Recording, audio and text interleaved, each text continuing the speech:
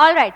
So I taught you what, dear students, our break is over and here we are. I taught you that if you make a payment to a third party, recipient payment करता है third party को on behalf of the supplier, should that be added in the taxable value? The answer is yes, it should be added in the taxable value. Moving ahead to the next part, incidental expenses. Moving ahead, next part, incidental expenses. Now, incidental expenses like what? Underline, commission, packing charges और anything else. ये sentence बहुत important है. Now incidental expenses, ध्यान रहे, incidental expenses such as commission, packing charges charged by the supplier or anything else done by the supplier, anything that the supplier does. When does this anything the supplier does? ये कब होता है? Anything that the supplier does in relation to the supply at the time of before the delivery of the goods must be added. ये sentence बहुत ज़रूरी है. ये आपको आंसर में लिखने के लिए आप यूज़ कर सकते हो कि any supply, जो सप्लायर कुछ भी करे, anything that the supplier does in relation to supply and it is done before the delivery, it should be added. So students, incidental charges like what? Incidental charges like commission, packing, everybody, incidental charges like commission, packing will be added in the value of supply, will be added in the value of supply. Very good. So ये third में अभी क्या क्या है देखो. Third में third A B C D काफी सारे पॉइंट्स है. उसमें पहला कमीशन, कमीशन ऐड होगा क्या? Yes, it will form a part of taxable supply. Commission के बाद, कमीशन के बाद packing. Will packing also be added in the taxable value? Yes, packing will also be added in the taxable value. Inspection और certification charges, क्या ये भी add होगा? बिल्कुल. स्टूडेंट, जैसे ना आपको बोला मैंने कि कुछ लैब टेस्टिंग करवाना है, कुछ इंस्पेक्शन करवाना है, ये ऐड होगा. हर वो चीज ऐड होगी which is done in relation to supply. क्या क्या ऐड होगा बताओ?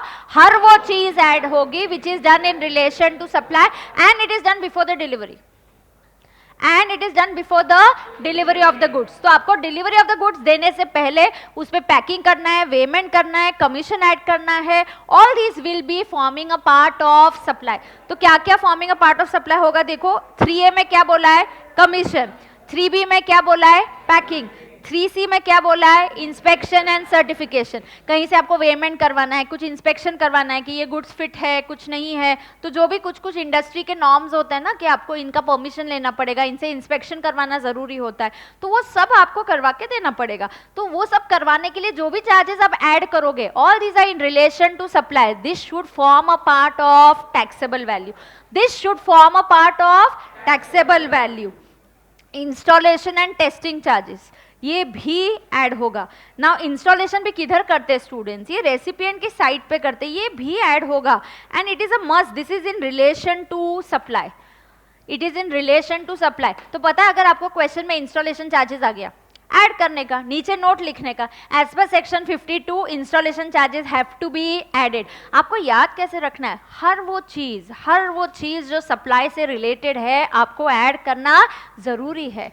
एंड हर वो चीज जो आप सप्लाई के पहले करते हो, डिलीवरी देने से पहले करते हो, डिलीवरी के बाद का वो रेसिपिएंट जाने, उस पॉइंट तक हम जो भी प्रोवाइड करते हैं उसके जो भी चार्जेस आप ऐड करते हो सब कुछ इंक्लूडेड होना चाहिए.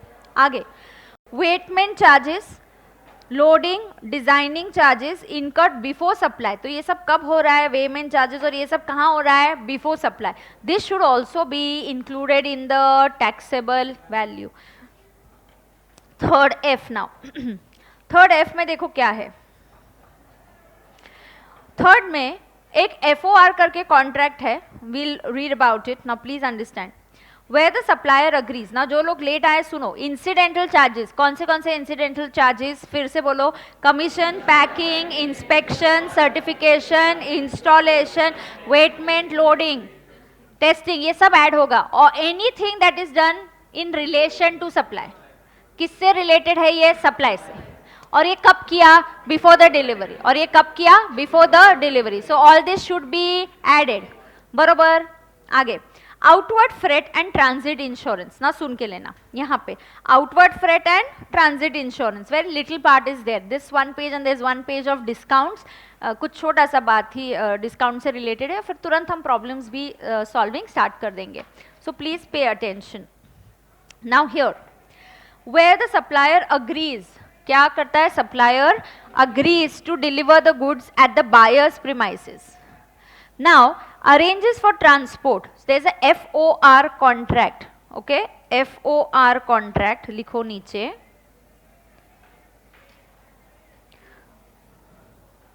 फ्री ऑन रोड क्या होता है आपको पता है, free on road,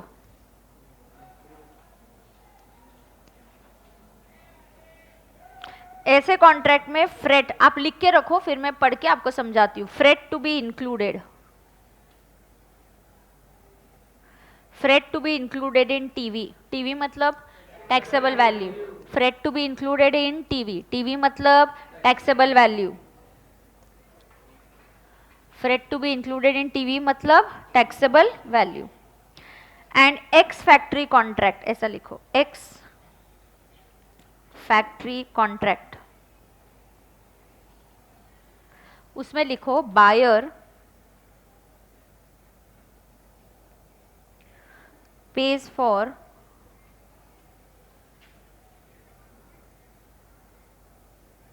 transportation and freight, freight not to be included,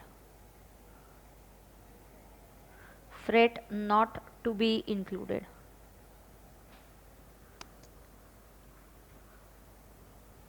in TV, TV is taxable value, मैं समझाती हूँ आपको,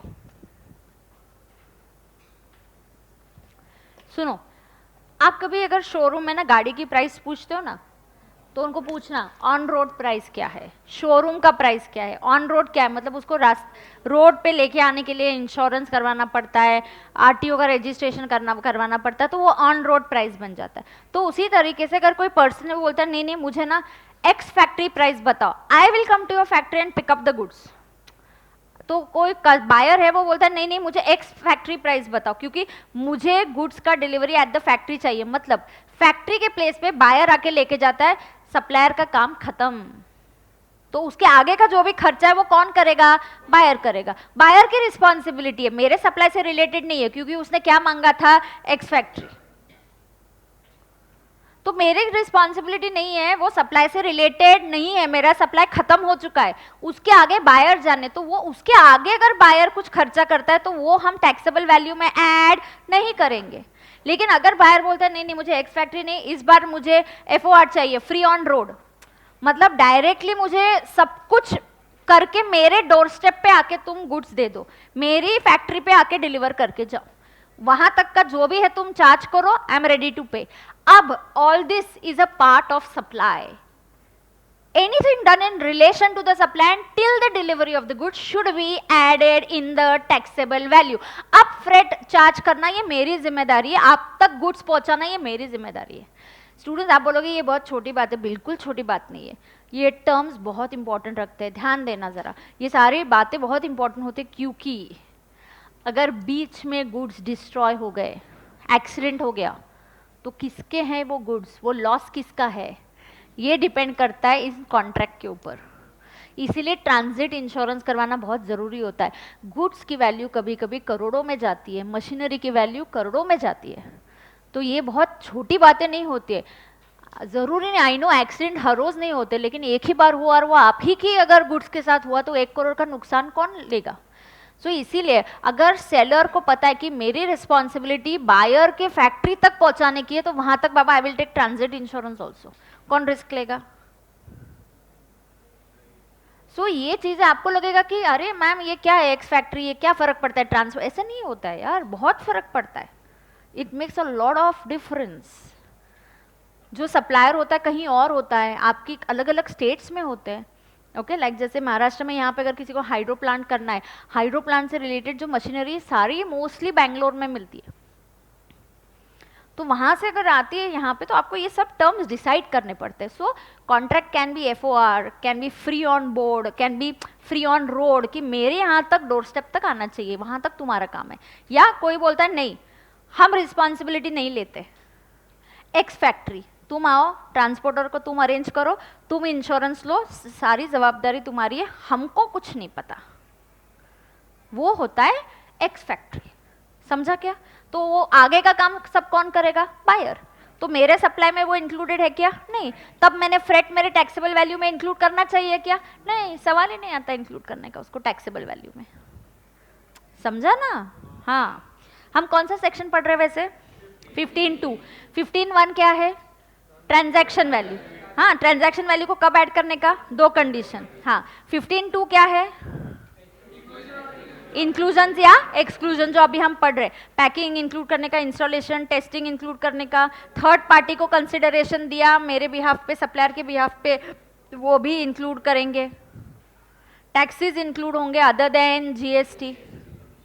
अच्छा, टैक्सेस से रिलेटेड 1 मिनट, किसी को ये डाउट है तो बोल ही देती हूँ. क्या होता है ये देखो, ये वाला म्यूनिसिपल टैक्स आपने अलग से चार्ज नहीं किया, बट आपको पता है इस म्यूनिसिपल टैक्स, अगर मुझे गुड्स पे 110 रुपीज म्यूनिसिपल टैक्स लग गया खरीदते वक्त, तो आपने 110 लगा दिया, फिर आपने प्रॉफिट वगैरह ऐड करके 200 कर दिया, आपने डायरेक्ट सेलिंग प्राइस 200 किया. ये म्यूनिसिपल टैक्स को अलग से नहीं दिखाया. तुम अलग से दिखाओ या अलग से ना दिखाओ, it will always be a part of taxable value. So taxes तुम भले अलग से दिखा दो, कोई बात नहीं, या सेपरेटली दिखा दो, या कोई बिलिंग कर देगा 190 प्लस 10 रुपीज टैक्स, तुम अलग से दिखाओ या अलग से मत दिखाओ, it is including it is in the part of taxable value, whether you bill it separately or you don't bill it separately. आपने अलग से नहीं दिखाया, उसको सेलिंग प्राइस में इंक्लूड करके बता दिया, चलता है, कोई बात नहीं. टैक्सेस की बात है. ये पॉइंट नंबर 2 था, किसी को क्वेरी था ब्रेक में, तो इसलिए मैंने बोला किसी और को होगा तो क्लैरिफाई हो जाएगा. ठीक है. हाँ. अब टैक्सेस इंक्लूड होंगे, थर्ड पार्टी को आप अगर कंसिडरेशन दोगे वो भी इंक्लूड होगा. Incidental charges like commission, packing, installation, weighment charges, ये होगा. अब बात आ रही है फ्रेट की, आउटवर्ड फ्रेट की, फैक्ट्री के बाहर वाला फ्रेट. वो डिपेंड करता है आपके कॉन्ट्रैक्ट के ऊपर, इसलिए मैंने आपको समराइज करके दे दिया. ठीक है. हाँ, पढ़ते हैं. Where the supplier agrees to deliver goods at buyer's premises and arranges for transport, इस कॉन्ट्रैक्ट को बोलते हैं FOR, मतलब फ्री ऑन रोड. आपको कुछ नहीं, आपके यहाँ तक पहुँच जाएगा. The contract of supply becomes a composite supply. अरे अब मैं आपको और एक बोलती हूँ. क्या होता है ना, कभी कभी जैसे GST नया आया था ना, लोगों को पता नहीं होता है, तो लोग क्या करते थे, जैसे गुड्स है ना, गुड्स 1 लाख और ट्रांसपोर्टेशन 10,000, टोटल बिलिंग 1,10,000. गुड्स पे लगाते थे 12% और ट्रांसपोर्टेशन GTA सर्विसेज के 5%. अरे तुम ट्रांसपोर्टर की सर्विस दे रहे हो क्या? तुम्हारा काम गुड्स बेचना है. This is a composite supply.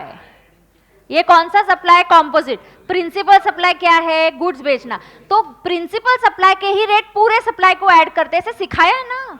हाँ, तो ट्रांसपोर्टेशन का चार्ज अलग नहीं करते रे, सिर्फ उसको 1,10,000 करके पूरे पे 12% लेना जरूरी है, because this is an example of composite supply. अच्छा, तुम जाके उसको बोलोगे क्या ये तुम्हारे गुड्स नहीं चाहिए, उसको कॉल करके बोलोगे अच्छा मेरे कुछ गुड्स डिलीवर करने, can you arrange for transportation? The company says what are you talking about, we are not into transportation यार, हम गुड्स देते हैं. या वो शर्ट पैक करके देता, उसको फोन करके बोलोगे क्या मेरे लिए पैकिंग करोगे, हमारे घर पे वेडिंग है, बोलेगा हम पैकिंग में नहीं है यार, हम गुड सप्लाई करते हैं. Understand that. समझ में आ रहा है क्या सबको? सो कॉम्पोजिट सप्लाई होता है, जो प्रिंसिपल सप्लाई है उसी का रेट पूरे पे लगाया जाएगा, वो बोला है यहाँ पे. देखो FOR, the contract for supply becomes a composite supply. Principal supply is supply of goods, therefore outward freight becomes a part of the value of composite supply and GST is payable thereon on the same rate as applicable on relevant goods. समझा क्या? तो यहाँ पे 12 और यहाँ पे 5, ऐसा करने का क्या? ये सही है कि ये गलत है? पक्का ये गलत है. हाँ, इन सब पे क्या रेट लगेगा? 12%. क्यों? This is an example of composite supply. Principal supply का रेट पूरे सप्लाई पे यूज होता है. बरोबर? अच्छे बच्चे, 40 on 40. आगे. However, if the contract for supply, however, if the contract, ये तू होमवर्क करने वाला था ना ब्रेक में? हाँ अब सुनो, however if the however if the contract for supply is ex factory basis where the buyer pays the outward freight, the same will not be included in the value of supply. Similarly okay, not be included in value of supply. Similarly, in FOR contracts of supply of goods, transit insurance will also become a part of composite supply. FOR है मतलब उसमें क्या क्या हो सकता है, transportation लिया आपने, इंश्योरेंस भी करवा दिया यार, ट्रांजिट इंश्योरेंस, 1 करोड़ की गुड्स है, अगर रास्ते में एक्सीडेंट हो गया, डिस्ट्रॉय हो गए, बायर तो उधर रुक रहा है ना तुम्हारे लिए, बायर ने तो तुमको 50 लाख का एडवांस देके रुका है, तुमको वापस एक गुड्स अरेंज करके देना पड़ेगा उसको, 1 करोड़ का मशीनरी देना पड़ेगा, कौन रिस्क लेगा? इसलिए क्या करवाने का, ट्रांजिट इंश्योरेंस जरूरी होता है students, it is very important. क्या समझे, ये समरी दिया क्या मैंने नीचे, जब भी ऐसा कुछ अलग होता है मैं नीचे समराइज करती हूँ, तो समरी क्या है, FOR में it is free on road, freight to be included, मतलब FOR में गुड्स कहाँ पे डिलीवर होते हैं, एट बायर्स डोर स्टेप, तो FOR में goods are delivered at buyer's doorstep. आपको लिखने का है क्या वैसे, क्या आपको पता है, goods are delivered at buyer's doorstep. Ex factory में buyer pays for transportation freight, इसमें सिर्फ फ्रेट की बात नहीं है, इवन ट्रांजिट इंश्योरेंस। हाँ समझा, किसी को डाउट है, पूछना है आपको कोई डाउट या क्वेरी? नहीं, ठीक है। इंटरेस्ट और लेट फी, ध्यान दो, इंटरेस्ट, अरे सुनो ना, इसमें क्या बोला पता है, इंटरेस्ट और late fee for delayed payment for consideration will form a part of taxable value, हमको पता है ये पार्ट होने ही वाला है, क्यों, हमने तो उसका TOS भी सीख लिया। ये TOS सीखा कि नहीं, 5वां सिचुएशन क्या था, when you get additional consideration like interest and penalty, उसका TOS भी सीख लिया, इसीलिए तो TOS सीखा, because it is going to be a part of taxable value. Obviously it is going to be a part of taxable value. The value of supply will include not only the base price but also charges for delay in payment. तो interest हो, delay payment हो, इसके जो भी charges penalty है ये भी included होंगे. Example, a supply is priced at 2000 is made with a credit period of 1 month for payment. Thereafter आपको 12% इंटरेस्ट लगेगा, आपके सप्लाई का प्राइस बेस प्राइस है 2000, आपने अगर डिले कर दिया तो कितना इंटरेस्ट लगेगा, 12%। The payment is received after a lapse of 2 months. The amount of 12% per annum, that is 1% per month on 2000, ये फी आया 20 रुपए। Such interest will also be added in the value and thus the taxable value will be 2020, assuming interest is exclusive of GST. मेरा base price क्या है और मैंने 20 रुपया क्या लिया, इंटरेस्ट फॉर लेट पेमेंट। ये कोई तो इंटरेस्ट एग्जम्प्ट बोला था मैंने, तो अब तो इस पे टैक्स लगा रही हूँ, ऐसे कैसे मैं बोल रही हूँ, बैंक वाला जरूरी नहीं है, any interest that you get on loans, पैसे देने के लिए, भले आप वो अनसिक्योर्ड का भी हो सकता है, मैंने भी किसी दोस्त को इंटरेस्ट दिया, लोन दिया, उसने मुझे 20,000 इंटरेस्ट दिया, उस 20,000 पे GST नहीं लगता, this interest is for advancement of money, वो वाला इंटरेस्ट एग्जम्प्ट होता है। ये वाला इंटरेस्ट, ऐसे मैंने तुमको 2000 का लोन नहीं दिया यार, 2000 के गुड्स बेचे, वो तुम टाइम पे नहीं दे रहे हो इसलिए मुझे 20 इंटरेस्ट मिल रहा है, ये मुझे 20 रुपया इंटरेस्ट तुमको लोन देने के लिए नहीं मिल रहा है, ये गुड्स बेचने का ट्रांजैक्शन हो रहा है इधर। उधर जो मुझे 20,000 इंटरेस्ट मिला वो तुमको मैंने क्या दिया, लोन दिया, लोन पे जो इंटरेस्ट मिलता है वो एग्जम्प्ट होता है, जो सप्लाई ऑफ गुड्स से रिलेटेड होता है और लेट पेमेंट के लिए मिलता है वो टैक्सेबल होता है, it is a part of taxable value, ऐसा सेक्शन 15(2) बोलता है।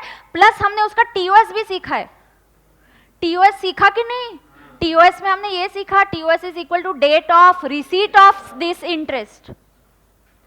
तो एकदम कंसेप्चुअल क्लैरिटी चाहिए अपने को, क्लैरिटी आ गई है क्या आपको, कौन सा वाला इंटरेस्ट एग्जम्प्ट है जरा बताओ तो, हाँ भले वो बैंक दे या आप लोग दो, सिक्योर्ड हो अनसिक्योर्ड हो, हाँ, ये इंटरेस्ट नहीं है, इधर लोन का काम नहीं चल रहा है, इधर मैं गुड्स बेच रही हूँ, गुड्स का तुमने पैसा टाइम पे नहीं दिया इसलिए तुमको पेनल्टी लगाया. So interest for late payment 20 rupees will be added. So taxable value तुम्हारा बन जाएगा 2020. लिखो. एंड इनफैक्ट TOS भी लिखो. TOS for such interest is equal to date of receipt. सिखाया ना तुमको.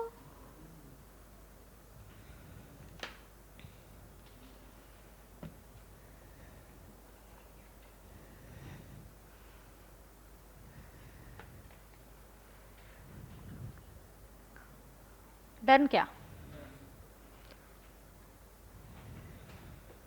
आगे करो. आगे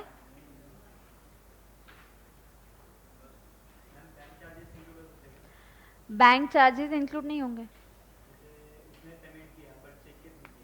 नहीं, बैंक चार्जेस हाँ, तुम उसे अलग से चार्ज करते हो तो तुम लो, फिर यहाँ पे ऐड कर देंगे, फिर वो टैक्सेबल हो जाएंगे.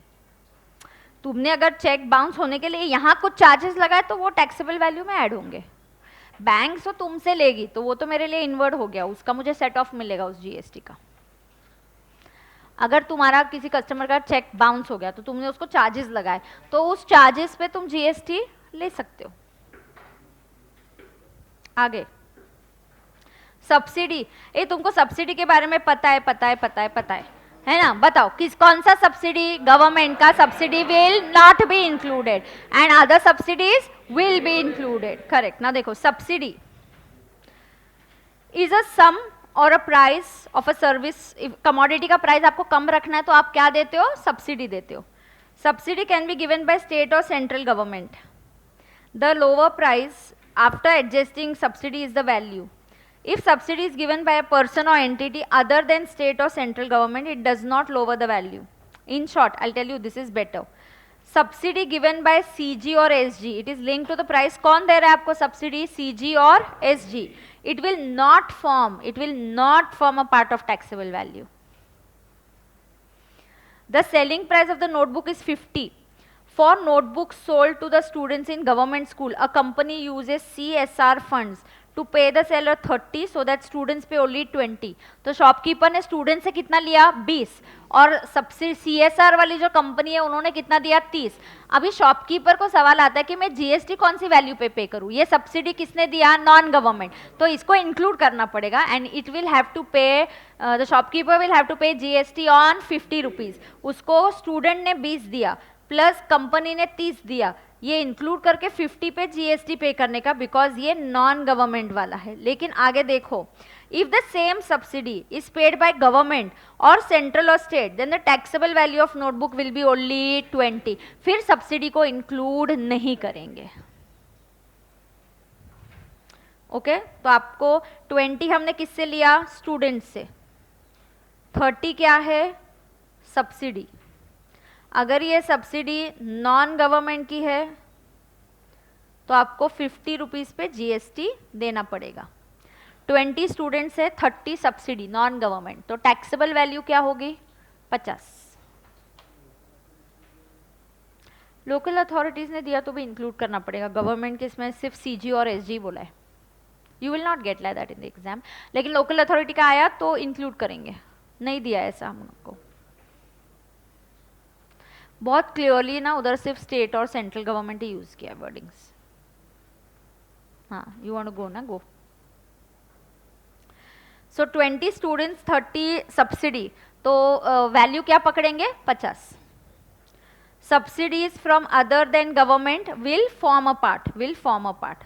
तो हो गया ये 15(2) सेक्शन हो गया. कौन सा सेक्शन हो गया? 15(2) हो गया. Okay right. एक मिनट, कहीं आपको ब्लैंक स्पेस दिया है क्या?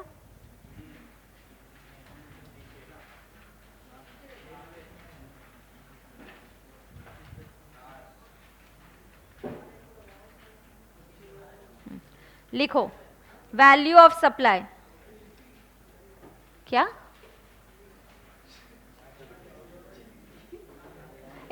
मेरा लिख के हो गया ना? मेरा लिख के हो गया. Believe me, 30 seconds and the page is gone.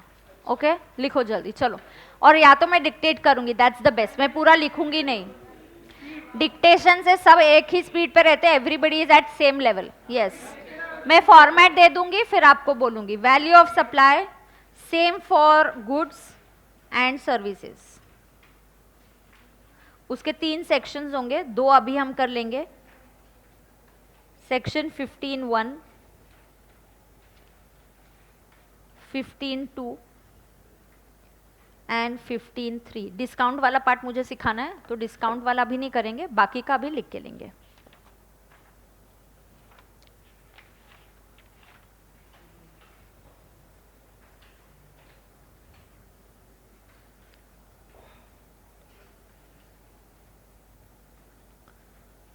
Transaction value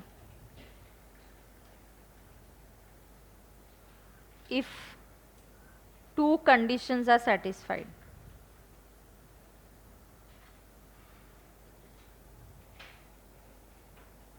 कौन सी 2 कंडीशंस आर सेटिस्फाइड? तो ये स्टूडेंट्स मैं फिर से करवा रही हूँ, मतलब ये रिविजन ही हो रही है हमारी, ये सिखा के हो गया है. I am kind of revising with you, noting it down with you. So 15(1) is a transaction value. हम कब कंसिडर करेंगे? When following 2 conditions are satisfied. हाँ, यहाँ तक आ जाओ तो मैं डिक्टेट करने वाली हूँ आगे का. 1 and 2. हाँ, आगे सब लोग यहाँ तक. Section 15(1) transaction value if 2 conditions are satisfied. 1. Supplies between 2 unrelated persons. Supplies between 2 unrelated persons.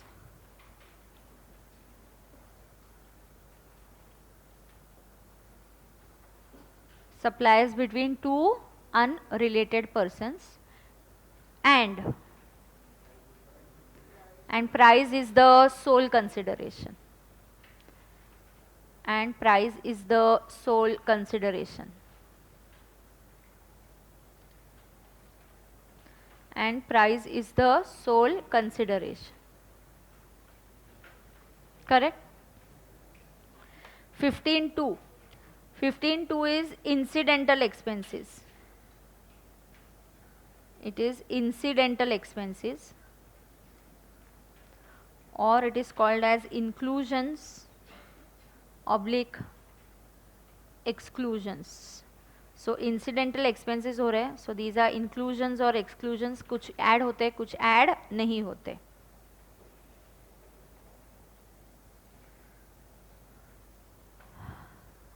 One, taxes. Taxes में जीएसटी वाले टैक्सेस ऐड नहीं होंगे. अदर टैक्सेस ऐड होंगे. Example, tobacco 1000, ED excise duty 100. This is the taxable value.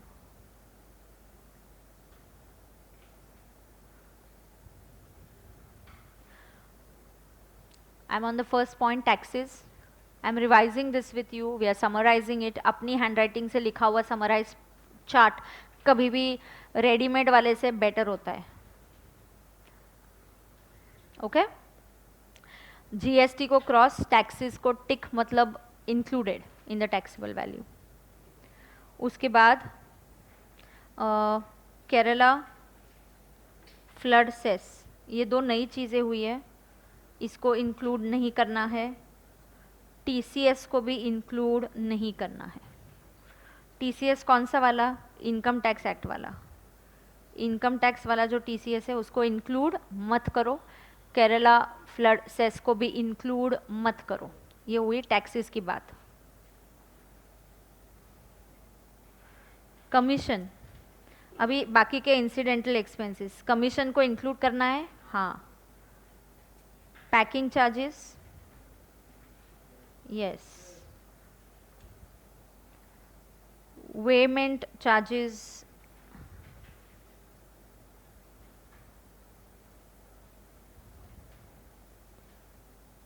Installation, testing, certification, सब include होगा।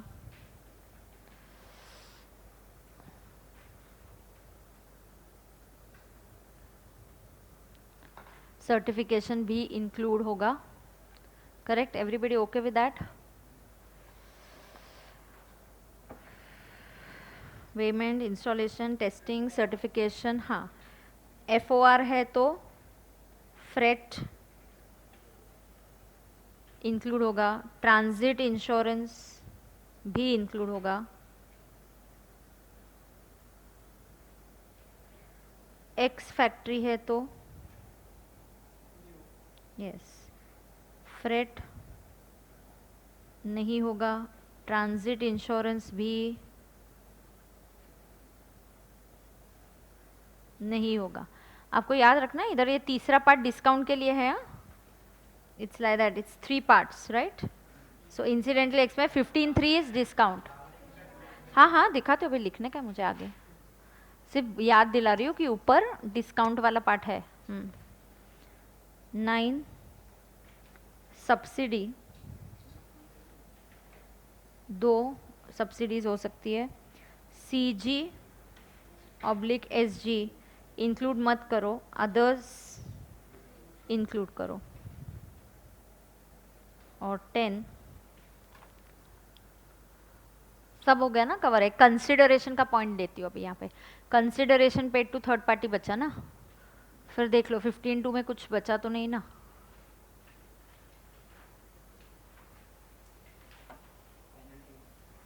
हाँ लिखते हैं फिर, करेक्ट। इंटरेस्ट, एडिशनल कंसिडरेशन, हाँ वो भी लिखते हैं। 30 सेकेंड्स का टाइम याद है ना तुमको? हाँ, मेरे लिखने के बाद मैं तुम्हारे सामने लिख रही हूँ, मेरे पास रेडीमेड नहीं लिखा हुआ है। I am writing with you, I am writing every time you are writing, I am solving every problem with you all. हाँ, सो हियर सब्सिडी के बाद क्या है 10 बताओ? इंटरेस्ट ले ले क्या? हाँ, interest for delayed payment,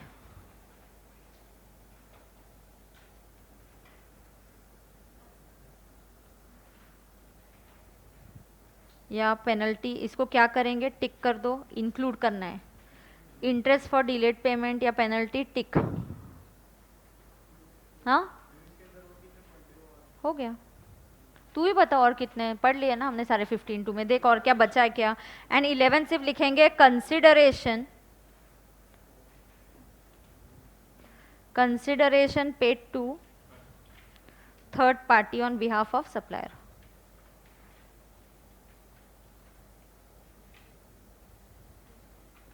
on behalf of supplier, इसको भी टिक, ऐड होगा ये भी। लगभग सारे इंसिडेंटल चार्जेस ऐड ही हो रहे हैं। देखो कुछ मैंने छूटा तो नहीं अपना, क्योंकि ये एक पेज बहुत ज़रूरी है, आपको समराइज हेल्प करेगा। तो TOS VOS तो बहुत इजी चैप्टर्स है, हर एक के लिए एक एक पेज बना के दिया है। करेक्ट। अब हम किसकी ओर बढ़ेंगे? Discount, last part of this chapter, then I am going to start with problems. Okay, so हम करेंगे अभी डिस्काउंट। नेक्स्ट वीक में 1 day I will take extra class, extra में प्रॉपर एक्स्ट्रा क्लास 7-7:30 तक I will take then. So I will see, I will talk one of the days जिस दिन और कुछ नहीं है, तो I will talk to both law and costing का एक दिन नहीं रखेंगे, and then I will take 1 day. क्या है, एक आध दिन एक्स्ट्रा लेके कवर अप करके एक लेवल तक आ गए, then again we can go down. बीच बीच में ऐसे एक रखा तो we will be on at par, मतलब अपना खत्म होने को एक आध दो ही मुझे लग रहा है कि शॉर्ट पड़ा, तो फिर इसलिए it's better we cover it up. Okay, हाँ। Consideration paid to the third party on behalf of supplier, सब हो गया ये लिख के। हाँ, अब हम डिस्काउंट पहले सीखेंगे, फिर ये डिस्काउंट लिख के लेंगे। डिस्काउंट भी बहुत ईजी है, पहले मैं समझाती हूँ, very easy part. Okay, now listen, see discount के बारे में मैं पहले आपको समझाती हूँ। लिखने का पार्ट आप बाद में करवा के लो, किसी का अगर कुछ छूट गया होगा तो बाद में लिख लो, पहले समझने का पार्ट कर लो। एक बार क्लिक हो गया डिस्काउंट तो भूलोगे नहीं, समझ में आ जाएगा। अब देखो, एवरीबडी विल लुक हियर। अब देखो 15(2) तो हमने जो सीखा है वही लिखवा के लिया है, ठीक है। अब यहाँ पे देखो, हम सीख रहे हैं कि value, luckily value of supply for S and G is the same, तो अलग अलग नहीं सीखना है, इसीलिए छोटा सा पार्ट है। अब देखो, वैल्यू का स्टार्टिंग पॉइंट क्या है? ट्रांजैक्शन वैल्यू, उसमें इंक्लूजन या इंसिडेंटल एक्सपेंसेस है, लगभग मोस्टली दे आर एडेड, सिर्फ कुछ सब्सिडी ऐड नहीं होती, कभी कभी फ्रेट ऐड नहीं होता, नहीं तो वरना सब कुछ तो एडेड ही है। उसके बाद तीसरा पॉइंट होता है डिस्काउंट। अब सुनना, डिस्काउंट में दे आर सेइंग कि तुम भले डिस्काउंट को एक्सक्लूड कर दो। अब ध्यान से सुनना, एक पॉइंट में बोला है डिस्काउंट को एक्सक्लूड करो, एक जगह पे बोला है डिस्काउंट को एक्सक्लूड मत करना। कैसे होता है सुनो, सी देखो, हम डिस्काउंट को एक्सक्लूड करने की परमिशन हमको 15(3) कब देता है? सेक्शन 15(3) क्या बोलता है? डिस्काउंट को भले आप माइनस करो और टैक्सेबल वैल्यू से भी माइनस कर दो, तभी माइनस करना अगर डिस्काउंट आइदर, दो चीजें, हाँ, डिस्काउंट माइनस करना कब अलाउड है? आइदर डिस्काउंट तुम्हारा इनवॉइस पे मेंशन्ड है। कहाँ मेंशन्ड है? इनवॉइस पे। जैसे अभी दिवाली का ऑफर था, दिवाली के टाइम अगर आपने टीवी खरीदा तो 10% डिस्काउंट था, तो आपको इनवॉइस कैसे बनेगा? टीवी 1 लाख लेस 10% डिस्काउंट 10,000 बना 90। अब मुझे ऐड करना है जीएसटी। अकाउंटेंट फोन करता है, बोलता क्या करूं, 1 लाख पे लगाऊं कि 90 पे लगाऊं, 1 लाख पे लगाऊं कि 90 पे लगाऊं? तो बात यह है, क्या ये डिस्काउंट तुम्हारे इनवॉइस पे मेंशन्ड है? हाँ, तो टैक्सेबल वैल्यू से भी इसको माइनस कर सकते हो, और अब जो जीएसटी लगेगा वो 90 पे लगेगा। So taxable value for GST is 90,000। कैसे? हमने डिस्काउंट माइनस किया। क्यों माइनस किया? क्योंकि सेक्शन 15(3) बोलता है। क्यों सेक्शन 15(3) बोलता है माइनस करो? क्यों सेक्शन 15(3) बोलता है माइनस करो? क्यों? बिकॉज ये डिस्काउंट इनवॉइस पे मेंशन्ड है।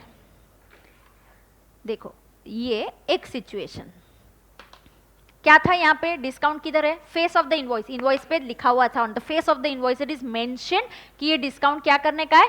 माइनस करने का है। कि ये डिस्काउंट क्या करने का है? माइनस करने का है। तो हम भी टैक्सेबल वैल्यू से माइनस करेंगे। दूसरा कौन सा डिस्काउंट लेस हो सकता है?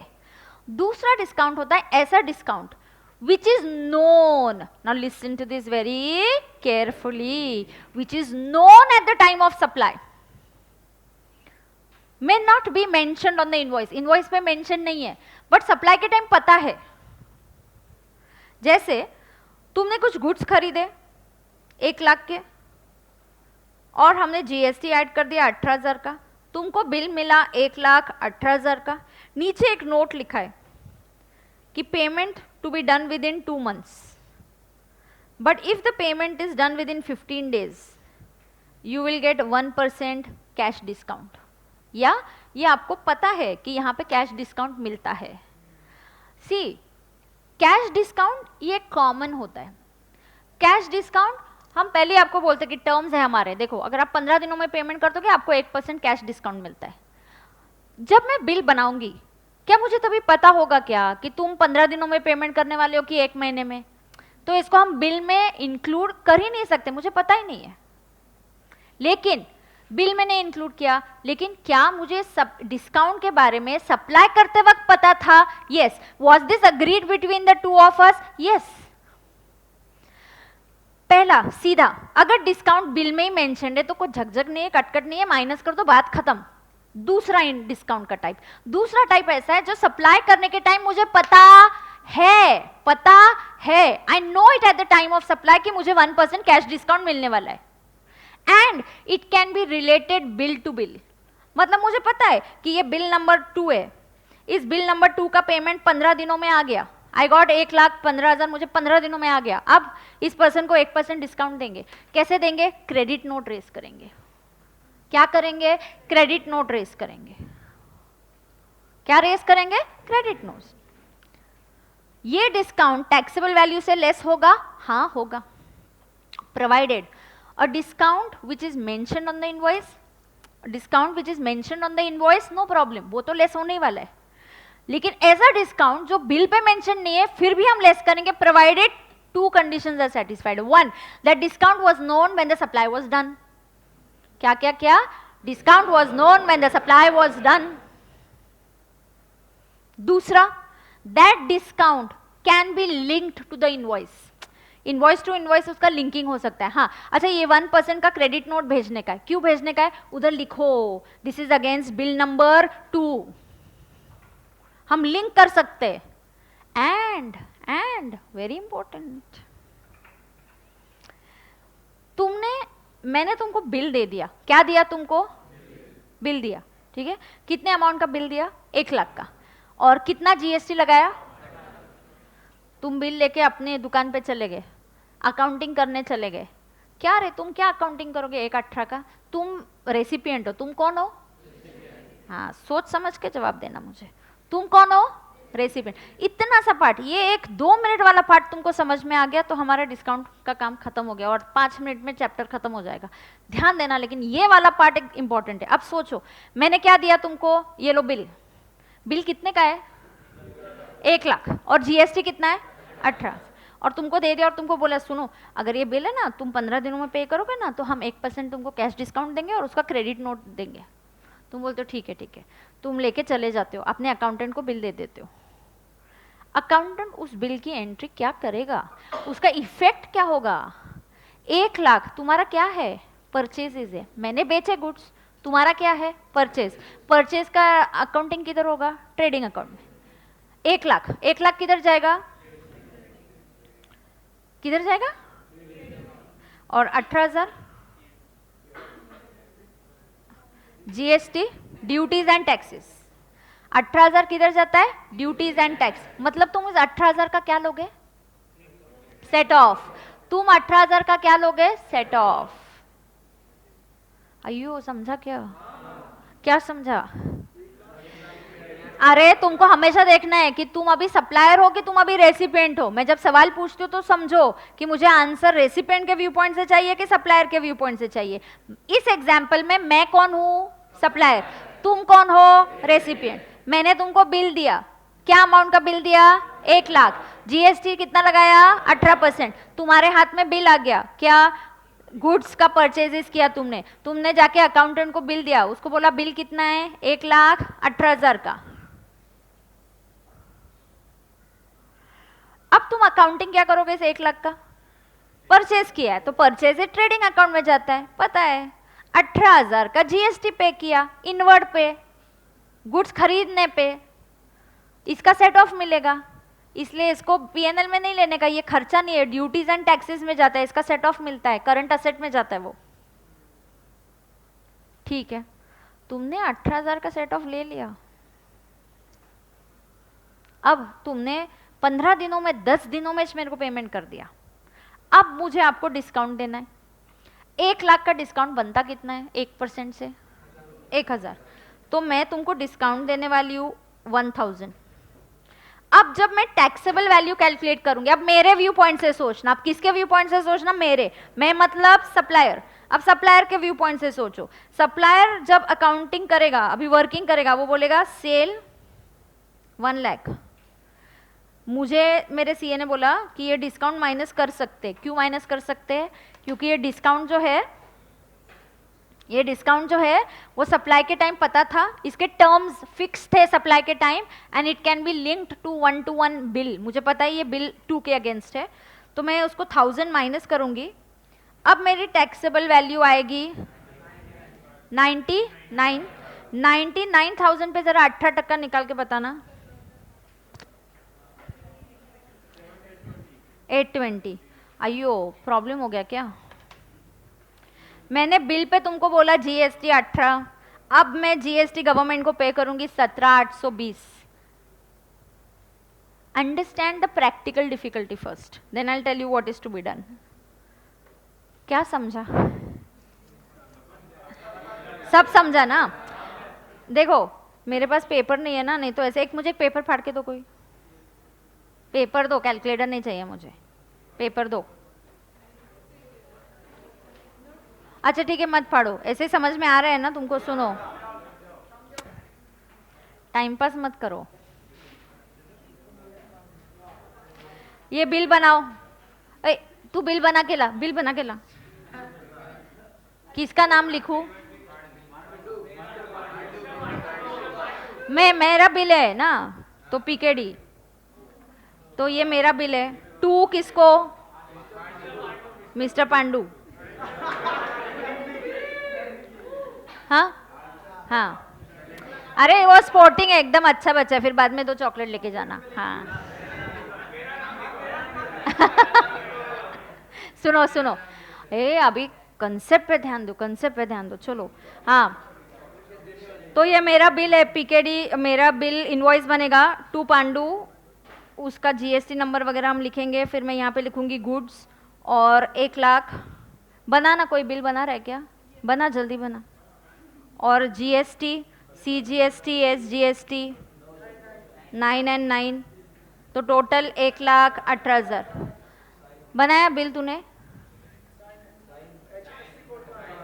ऑथर डिजिटल सिग्नेचर, चुप रहे, ए बना के दे।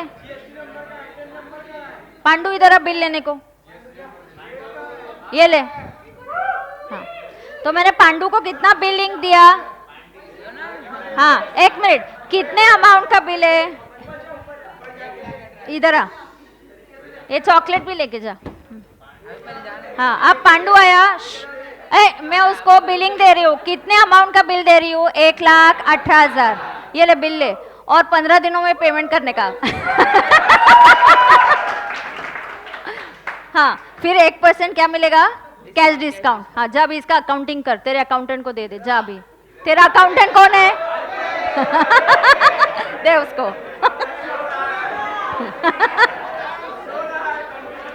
अभी सुन, तू उसका अकाउंटिंग करने वाला है। हाँ, अभी 1 लाख, तू 1 लाख, ए चुप बैठ,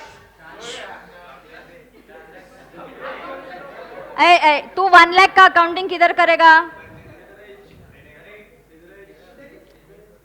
तो परचेजिस तेरा होगा 1 लाख का, और 18,000 किधर जाएगा?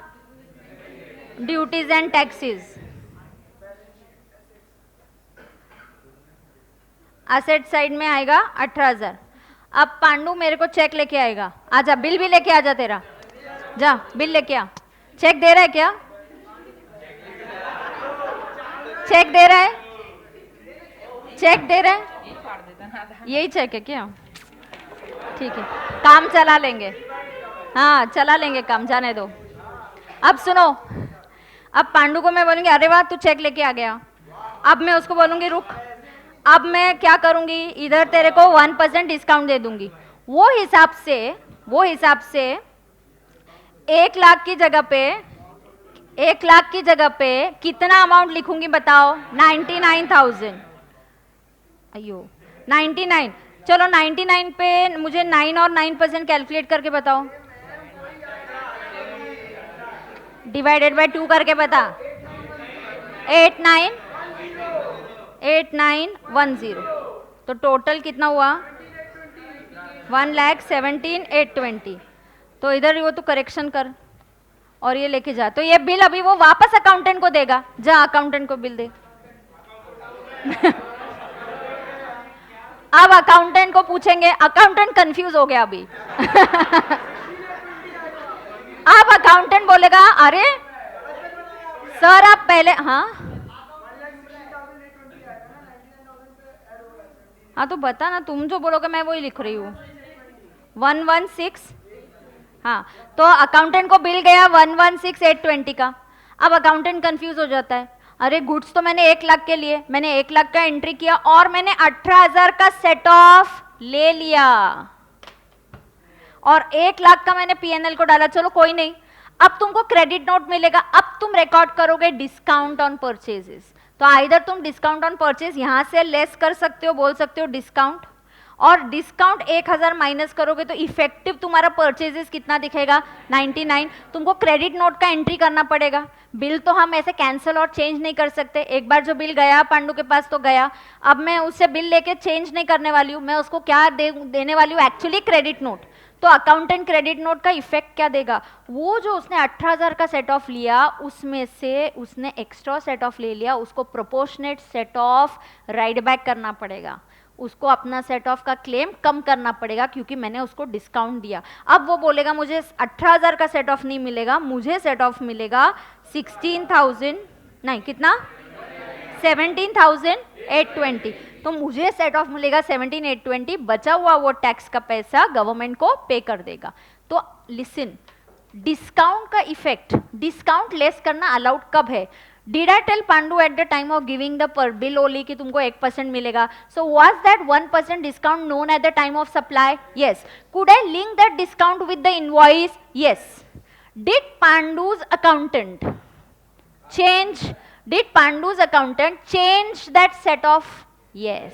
If you satisfy all these conditions, I am allowed to deduct it from the discount का वैल्यू हम माइनस कर सकते, डिस्काउंट का वैल्यू हम माइनस कर सकते, प्रोवाइडेड ये आप कंडीशंस फॉलो करो कि discount was known at the time of supply. अभी एग्जांपल याद आ रहा है, जब पांडु को मैंने बिल दिया तब बोला ना तेरे को 1% मिलेगा, हाँ उसको पता था eight the time of supply. उसके बाद जब मैंने उसको क्रेडिट नोट दिया, उसके अकाउंटेंट ने आईटीसी रिवर्स कर दिया। क्या करने का? ITC reverse. जितना क्लेम किया 18,000, लेकिन अब 18,000 आईटीसी बन ही नहीं रहा है ना, मैंने मेरे बुक्स में चेंज किया तो उसने भी करना पड़ेगा, दोनों को चेंज करना पड़ेगा, तो उसने अपना आईटीसी रिवर्स कर दिया। ऐसे अगर कंडीशन में हम डिस्काउंट को लेस कर सकते हैं। अभी ऐसे कुछ डिस्काउंट होते जो हम लेस नहीं कर सकते ना, सुनो। जैसे Pandu keeps on buying some goods from me every time, at the end of the year हमने सोचा कि चलो इस बार थोड़ा सा सारे अपने जो डीलर्स हैं जो हमसे गुड्स खरीदते, कुछ तो एक स्कीम निकालेंगे, कुछ तो एक परफॉर्मेंस देखेंगे कि हाईएस्ट कौन था। क्या देखेंगे हम कि हाईएस्ट हमसे गुड्स किसने लिए, तो हम ईयर एंड में बोलते नहीं थोड़ा सा इस बार ऐसा करना पड़ेगा, कंपटीशन बहुत है, थोड़ा डीलर्स को हमने ऐसे इंसेंटिव देना चाहिए। तो हमने सबके रिकॉर्ड चेक किए, सबसे हाईएस्ट सेलर पांडु था। Yes, so he was the highest seller, उसने सबसे ज्यादा गुड्स लिए।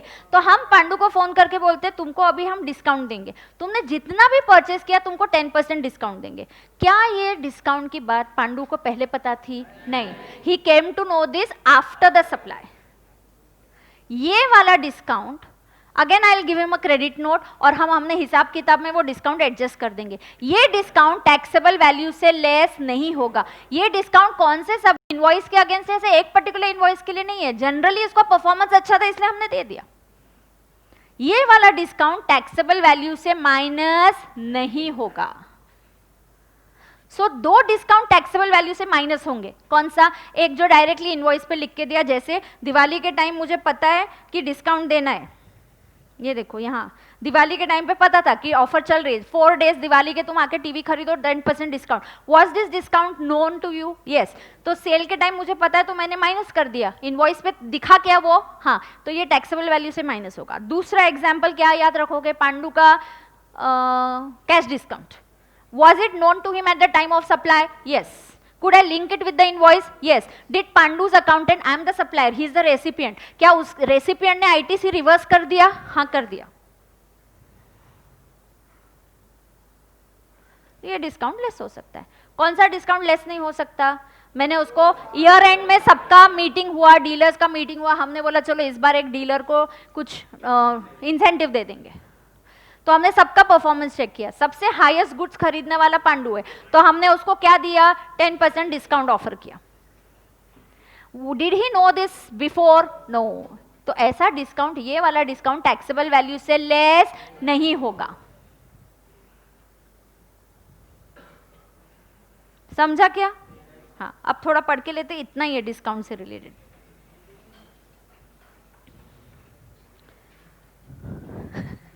बिल तेरे पास ही रख, मैं चेक लेने वाली हूँ तेरे से, बिल मत दे रहे इधर।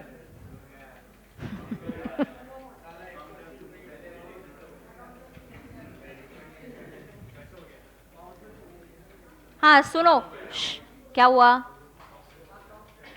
ए सुनो, समझ में आ गया ना? ये पार्ट इजी था ना आज का पार्ट? हाँ यस, चलो ओए, know talking, know talking, know talking. Discount 15.3. The principle here is that price is established at the time of supply and forms the basis of value. Discounts that are allowed as follows. Suno, discounts that are allowed before or at the time of supply and shown in the invoice. Ayyo, suno, disturbance mat do.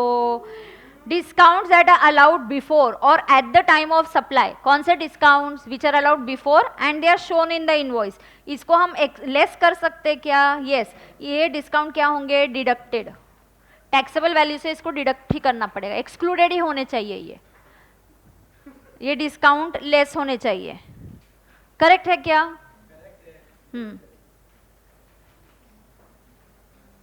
Okay, done है क्या? उधर पानी का trading से क्या चल क्या रहा है? पानी का ये इसकी बॉटल में डाल रहा है, फिर वो उसकी बॉटल में डाल रहा है, फिर वो बॉटल इधर जा रही है क्या?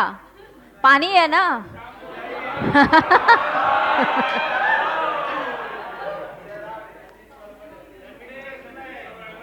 हाँ मुझे नहीं चाहिए तुम्हारा पानी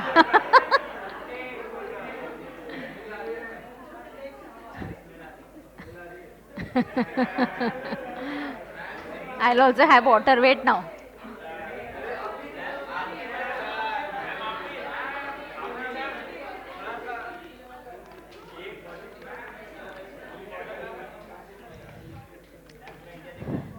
हाँ ओके नाउ पे अटेंशन. अभी फोकस करो. खत्म करने का ये चैप्टर यार. चलो चलो 40 40 40 40. हाँ चलो चलो. Pay attention come on. Don't disturb me now. हाँ डिस्काउंट्स दैट आर अलाउड. अब देखो कौन से डिस्काउंट. पहला point discounts that are allowed before और at the time of supply and shown in the invoice. ऐसा डिस्काउंट क्या करने का. टीवी में डिडक्ट करने. नहीं ऐसा डिडक्टेड मत लिखो. तुमको प्रॉब्लम सॉल्व करते वक्त टू बी कैसे दू. शुड नॉट बी इंक्लूडेड ऐसा करेंगे क्या. ठीक है डिडक्टेड फ्रॉम टीवी समझेगा ना तुमको. ठीक है चलो सॉल्व करेंगे तब बताऊंगी. ठीक है दूसरा discounts that are allowed after the supply in terms. but देखो कब. in terms of an agreement that existed at the time of supply. ये कौन सा एग्जाम्पल है. पांडु को 1% कैश डिस्काउंट दिया. did he know that I'm going to give him 1% cash discount. yes it was known at the time of supply and worked out invoice wise and proportionate ITC is reversed by the recipient. proportionate ITC किसने reverse किया. पांडु के accountant ने. Recipient ने. बरोबर. हाँ ये condition satisfy हो गई तो ये वाला डिस्काउंट इज ऑल्सो डिडक्टेड. ये वाला discount is to be deducted. Discounts that are allowed before supply and shown. चलो एक एक मार्किंग करो. Shown in the invoice. जो डिस्काउंट इनवॉइस में है वो क्या करेंगे. Not forming a part of TV. मतलब टैक्सेबल वैल्यू में इंक्लूडेड नहीं होना चाहिए. माइनस कर सकते हैं बिंदास और फिर जीएसटी निकालने का. बरोबर. अब देखो आगे. Discounts that are allowed at the time of supply and shown in the invoice. वही है. Royal biscuit company gives a discount of 30% on the list price to its distributor. Thus for a carton of spice bush in the invoice the list price is mentioned at 200. Actually आपका selling price कितना mentioned है. 200 रुपया. on which a discount of 30% is given and therefore the final price comes to 140. हाँ 60 rupees का discount मिला. 200 में से 30% मतलब 60 का डिस्काउंट और फाइनल प्राइस आया 140. The taxable value is 140 as the discount is allowed at the time of supply and shown in the invoice. तो आपका टैक्सेबल वैल्यू भी 140 होगा. बरोबर. लिखो ऐसा. 200 लेस 30% डिस्काउंट 60 तो सेलिंग प्राइस 140. टैक्स कौन सी वैल्यू पे लगेगा. 200 पे या 140 पे. 140 पे. अयो टैक्स किस पे लगेगा. 140 पे. करेक्ट. हाँ आगे. डिस्काउंट्स. अच्छा इसके राइट साइड में आपको लिखना है तो आप लिख सकते हो. Not to be. not a part of TV. not a part of TV. TV में इंक्लूड नहीं करने का. not a part of TV. बरोबर. आगे. discounts that are allowed after supply but they are in agreement as per the agreement that existed at the time of supply. तो पांडु को पता था ना 1% कैश डिस्काउंट मिलने वाला है. हाँ तो was that there at the time of supply. yes. And invoice wise हम लोग उसको निकाल सकते हैं. बिल टू बिल हम देख सकते हैं कौन सा डिस्काउंट दे रहे क्या दे रहे. एंड रेसिपिएंट ने प्रोपोर्शनेट आईटीसी रिवर्स करना चाहिए. रेसिपिएंट ने प्रोपोर्शनेट आईटीसी रिवर्स करना चाहिए. रेसिपिएंट का परचेज है वो सेट ऑफ लेने वाला है 18,000 का. फिर मैंने उसको क्रेडिट नोट भेजा. उसको अभी बोला तू आईटीसी रिवर्स कर क्योंकि अपने सप्लाई की वैल्यू कम हो चुकी है. तो आईटीसी पुराना 18,000 टैक्स नहीं है अभी 99 पे कैलकुलेट हो रहा है इसलिए तुझे कम सेट ऑफ मिलेगा. समझा ना. हाँ एग्रीमेंट. देखो ये वाला एग्जाम्पल ध्यान दो.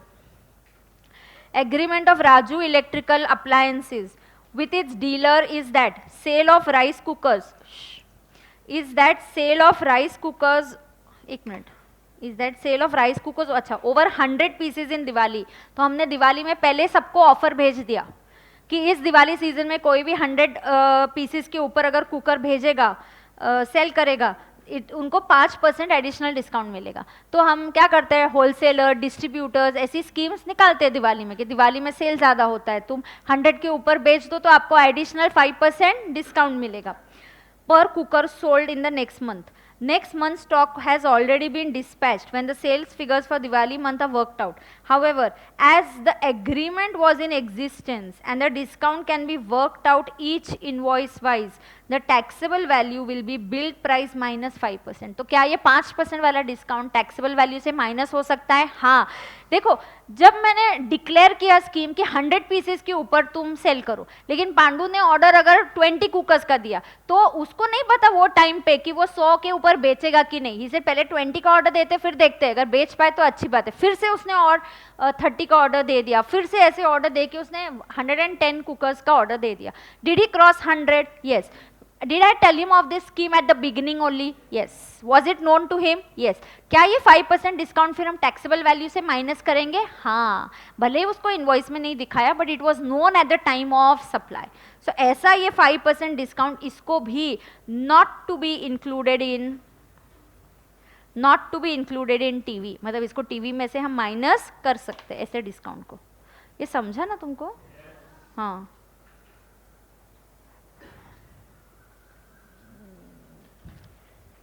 अदर डिस्काउंट्स, अब देखो other discounts. A company announces turnover discounts after reviewing dealers performance. So जैसे मैंने सब ऐसे डिसाइड किया कि जो भी डीलर ने सबसे हाईएस्ट सेल होगा उसको कुछ डिस्काउंट दे देंगे, कुछ ऑफर दे देंगे। ये बाद में डिसाइड हुआ, ये पहले नहीं पता था, कंपनी ने अपना खुद से डिसाइड कर दिया। The discounts are based on performance slabs and are given as cashback.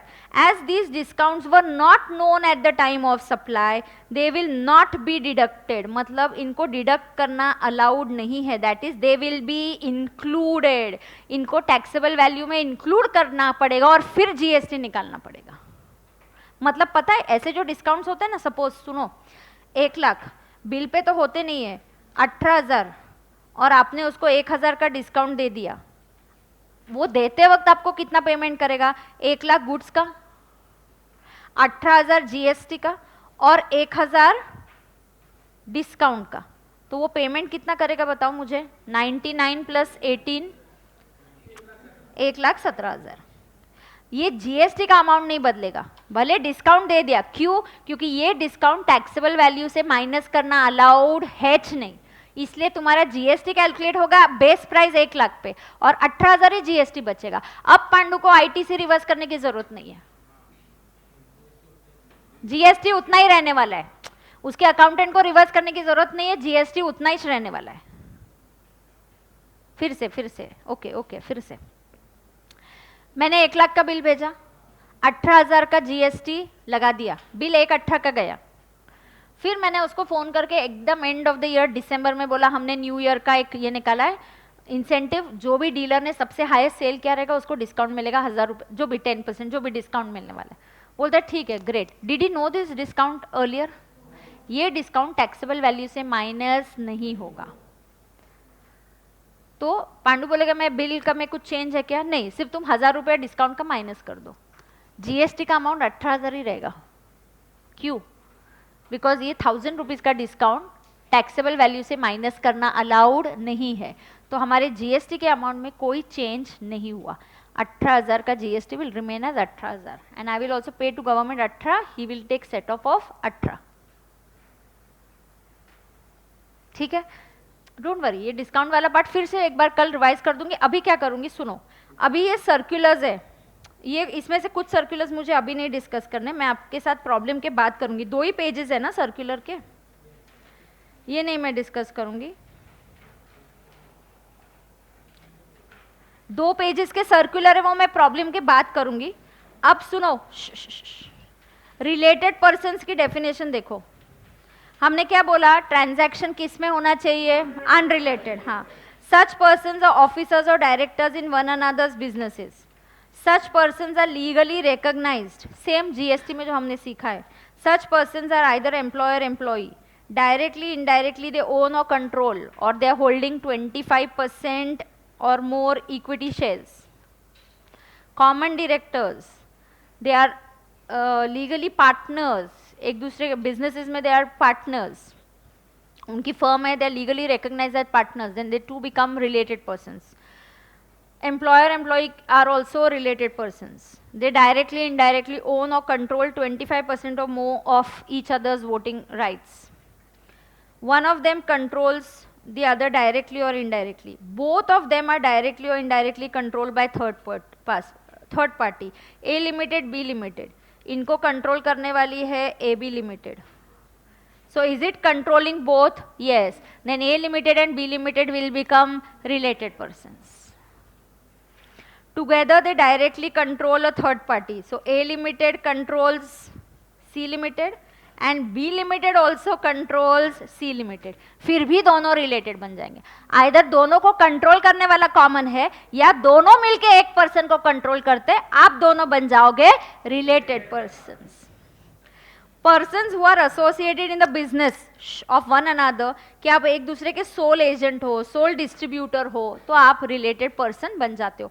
ऐसे related persons के बीच में अगर transaction होता है, क्या होता है? Transaction होता है, then what happens? You do not get covered under section 15.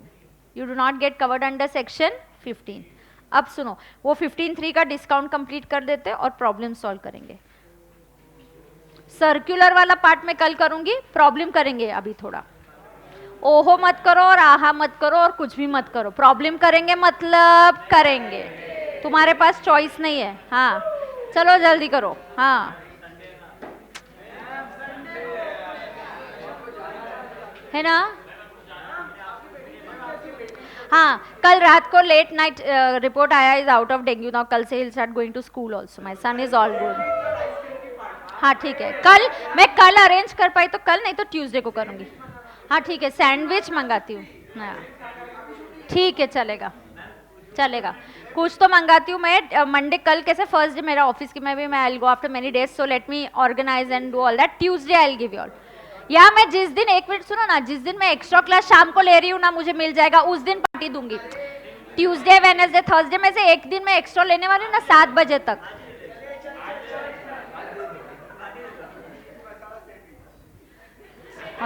ये देख, ये तो ऐसे बोल रहे जैसे अभी मेरा रेस्टोरेंट ही है, उधर मेन्यू दे रहा है, मेरे को चीज मसाला सैंडविच बोल रहा है. अयो कहाँ से सैंडविच तुम खाते हो? यहीं से प्रेस्टीज पे है क्या चीज मसाला सैंडविच है यहाँ पे? मैं मंगाऊंगी लेकिन ऑर्डर यहाँ पे दूं प्रेस्टीज की, प्रेस्टीज के बाहर दूं?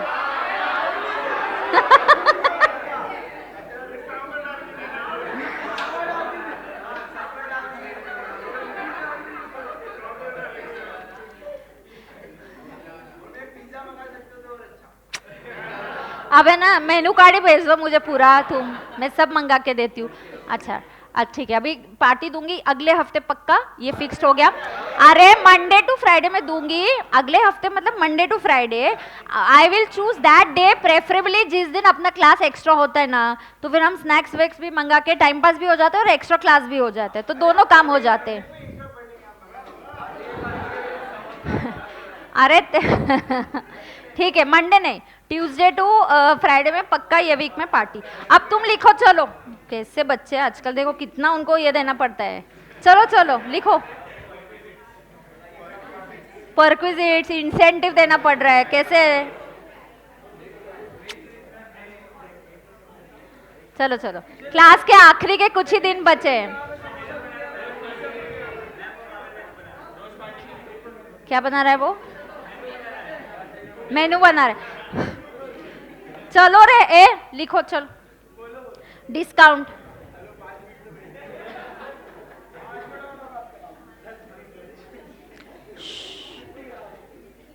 Discount should be deducted. कौन से डिस्काउंट डिडक्टेड होंगे? पहला discount shown in the invoice.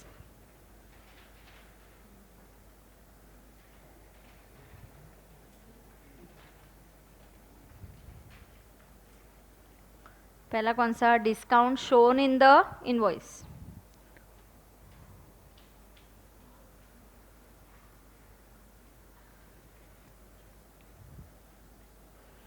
और दूसरा कौन सा, discount known at the time of supply. Discount known at the time of supply, discount known at the time of supply. लेकिन उसमें कुछ कंडीशन है। Discount known at the time of supply में ए,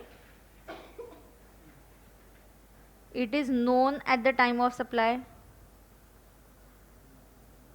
at time of supply. B, it is it can be linked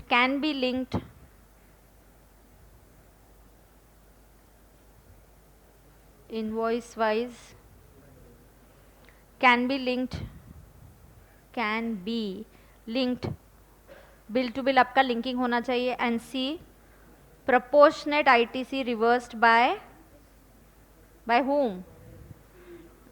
Proportionate ITC reversed by recipient। ये दो ही discount minus होते, ध्यान रहे सुनो, ये दो ही डिस्काउंट, कौन से डिस्काउंट डिडक्ट होते हैं, ये 1 और ये 2, ये दो ही डिस्काउंट माइनस होते हैं। एक जो इनवॉइस में दिखाया हुआ है, दूसरा which is known at the time of supply. A B C, उनके 3 कंडीशन आप सेटिस्फाई करोगे तो ये डिस्काउंट माइनस हो सकता है। डिस्काउंट से रिलेटेड एक कुछ सर्कुलर है, बट सर्कुलर कुछ अलग नहीं बता रहा, वही बात बता रहा है। क्योंकि मुझे डिस्काउंट वाला पार्ट फिर से आपके साथ रिवाइज करना है, तो सर्कुलर वाला पार्ट मैं आपसे कल करूंगी। अभी हम करेंगे प्रॉब्लम्स। चलो, कितने मल्टीपल चॉइस है, चलो solve multiple choice. Still 6 multiple choice करो। मुझे कोई भी कंडीशन नेगोशिएशन आपसे नहीं चाहिए कि इतना करेंगे, 10 मिनट करेंगे फिर छोड़ो, कोई नेगोशिएशन नहीं करेगा। मैं जितना बोलूंगी उतना करेंगे। चलो, कोई डिस्काउंट नहीं मिलने वाला है तुम लोगों को, जल्दी सॉल्व करो। वो इतना अच्छा बच्चा है। चलो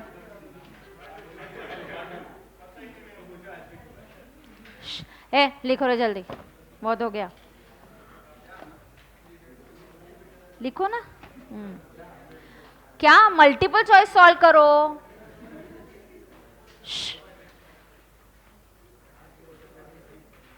5:30 बजने को आ रहे हैं, फिर से मुझे गुस्सा आ जाएगा फिर।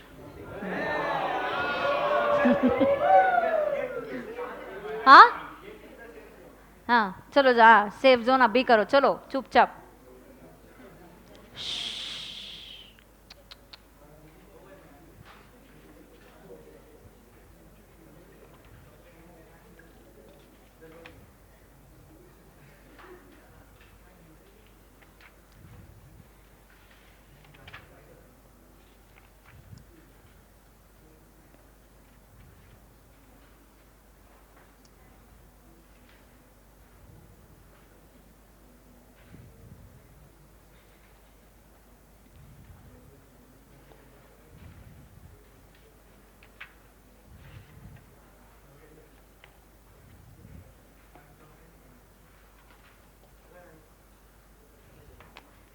आज नहीं है।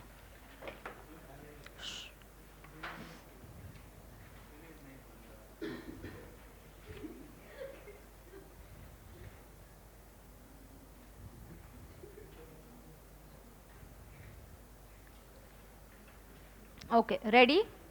Value of supply under section 15(1) is transaction value, correct. The value of supply should include, now wait, should it include any non-GST taxes should be included? Yes, ये तो include होगा. Interest, late fee, penalty include होगा, हाँ. Subsidies directly linked to the price except provided by CGST, yes. So all of the above. ये सारे कौन से section में include होते हैं? Section 15 subsection 2 of the CGST Act 2017. So ये 15(2) के अंदर included होंगे. 3. Which of the following shall not be included? Very good. ये 15(2) में ही बोला ऐसा. When, एक मिनट मुझे पढ़ने दो. When can the transaction value be rejected? अब इसको कब रिजेक्ट कर सकते हो?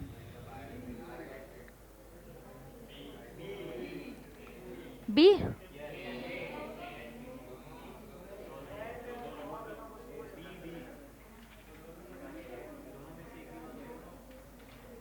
कौन सा क्वेश्चन है अपना? 4। ओके देखते, 1 मिनट, ध्यान ध्यान ध्यान, अभी सुनो ना। मॉड्यूल में क्या देखते बाद में, आपके पास आंसर होगा। 1 मिनट रुको, आंसर बताओ मत, सुनो। When can the transaction value be rejected? एक एक पहले हम पढ़ के लेंगे। When the buyer and seller are related, अच्छा वो रिलेटेड हो गए तो आगे तो मुझे जाने की जरूरत नहीं है, एंड वाला आगे तो पार्ट मुझे पढ़ना ही नहीं है, रिलेटेड है, खत्म, तुम्हारे लिए यहाँ पे रिजेक्शन होने वाला है। 1 second, 1 second, 1 second, 1 second. When can the transaction value be rejected for computation of value of supply? I come to A point. A point says buyer and seller are related. And तो मुझे आगे पढ़ना ही नहीं है यार, buyer and seller related हो गए तो प्राइस तो पक्का ट्रांजैक्शन वैल्यू, आपको सेक्शन 15 दरवाजा खुलेगा ही नहीं, याद रहे। सेक्शन 15 दरवाजा बंद कर देगा, पहला ही उतना ही सुन के कि buyer and seller are related. हाँ, व्हेन बायर, अरे फिर से buyer and seller are related आ गया, फिर से आगे जाना ही नहीं है। बायर एंड सेलर रिलेटेड हो गए मतलब see, buyer and seller should be unrelated and price should be the sole consider, तब तुमको 15 में एंट्री मिलेगी। इसमें से एक भी तुम रिलेटेड हो, दरवाजा बंद। तो sole consideration, price is a sole consideration, दरवाजा बंद। आगे हम सुनेंगे, मतलब ए के लिए भी दरवाजा बंद है और बी के लिए भी है। अभी मॉड्यूल ने ऐसा क्यों किया? मॉड्यूल ने तो मैम लेकिन ऑप्शन ही नहीं दिया ए एंड बी, अभी वो इंस्टीट्यूट को तुम पूछ लेना ऐसा क्यों किया। हाँ, अभी यहाँ पे एग्जाम में नहीं आएगा क्योंकि OMR मार्किंग शीट होगी, एग्जाम में ऐसा नहीं पूछेंगे आपको question. They will give you a option which says both, मतलब answer is A and B. तो आपको एग्जाम में ऑप्शन दे देंगे, शायद डी की जगह पे आपको ऑप्शन दे देंगे बोथ ए एंड बी, क्योंकि एग्जाम में तो चॉइस नहीं है, OMR शीट होने वाली है। ये मॉड्यूल का क्वेश्चन है इसलिए उन्होंने ऐसा, यहाँ कोई टिकिंग नहीं करना है इसलिए दे दिया। तो answer is A and B. और लॉजिकली तो मैंने समझा दिया ना। हाँ, बहुत जगह एंड रिलेटेड पार्टी है तो कौन दरवाजा खोलने वाला है? तुम्हारे 15 सेक्शन दरवाजा खोलने नहीं वाला है, बोलेगा बाहर जाओ। हाँ, आगे ला क्वेश्चन। ओए ओए ओए, Which of the following statement is or are correct? Section 15, एक एक इसलिए कभी भी आंसर सब अच्छे से पढ़ के लेने का। यहाँ पे भी रिजेक्ट हो रहा है क्या, यहाँ पे भी हो रहा है, फिर ऑप्शन जो भी है बाद में देखो, पहले तुम एनालाइज कर दो।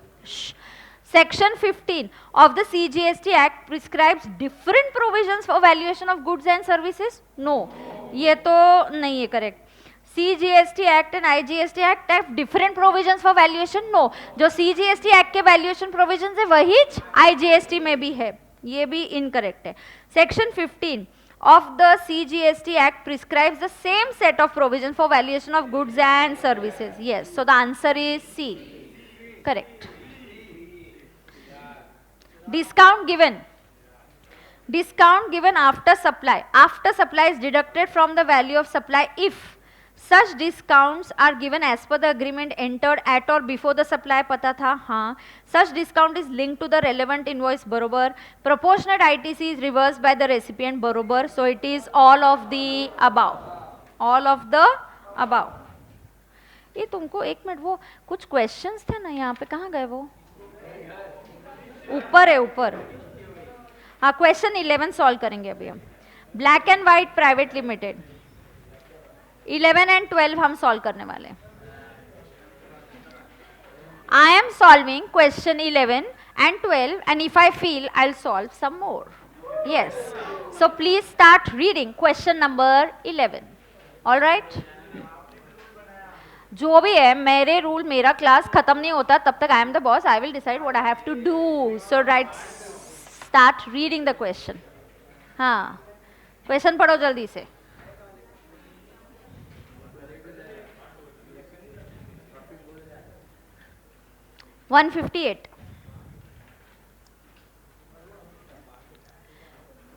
पेज 158 पढ़ो।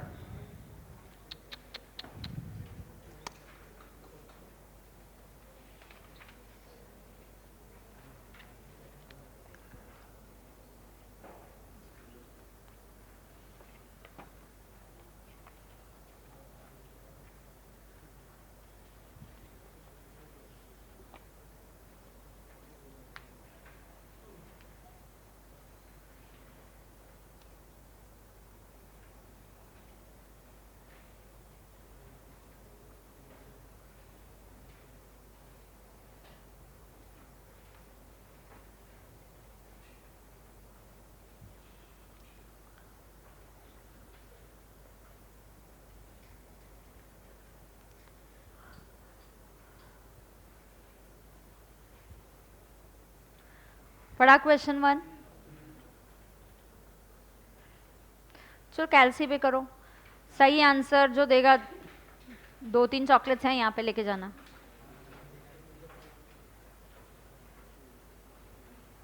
ट्राई करो ट्राई करो। फर्स्ट वाले को चॉकलेट नहीं है, सही वाले को चॉकलेट है।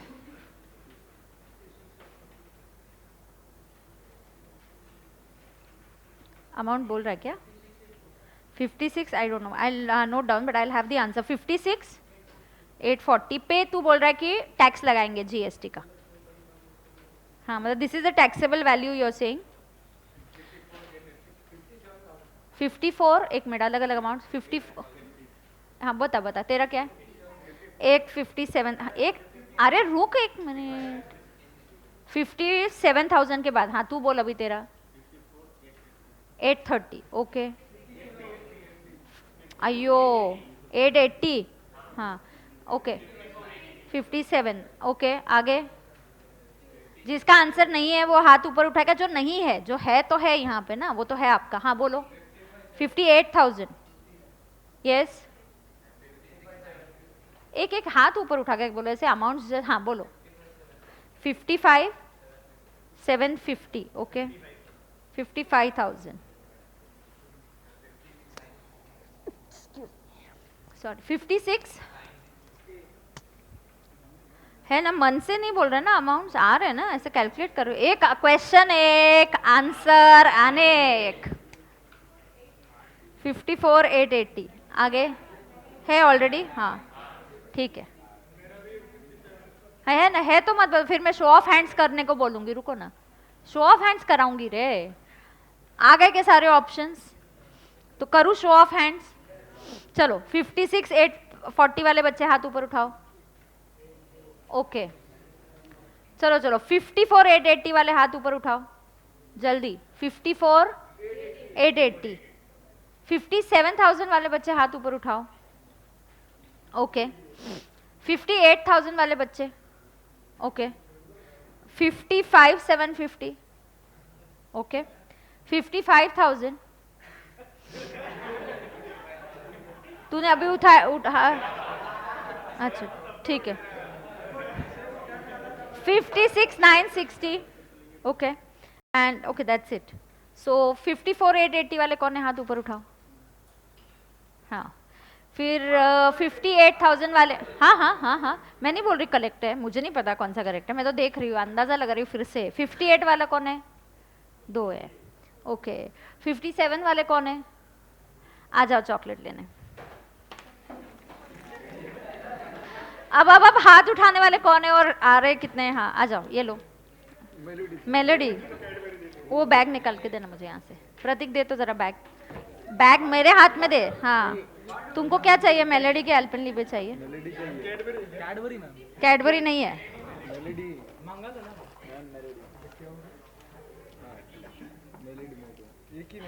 हाँ एक ही रे, अल्पेनलिबे है, लेके जाने का तो लेके जाओ। हाँ अल्पेनलिबे भी लेके जाओ, ये ले। हाँ ले ना, ये लो गणेश, ये लो, गुड। अल्पेनलिबे चाहिए तो ले लो, क्लास के बाद ले लो फिर। हाँ अब सुनो, अब सॉल्व करते। चलो रिवर्स वर्किंग करो, तुमको आंसर आ गया ना 57, करो उल्टा वर्किंग एंड गेट 57 फटाफट।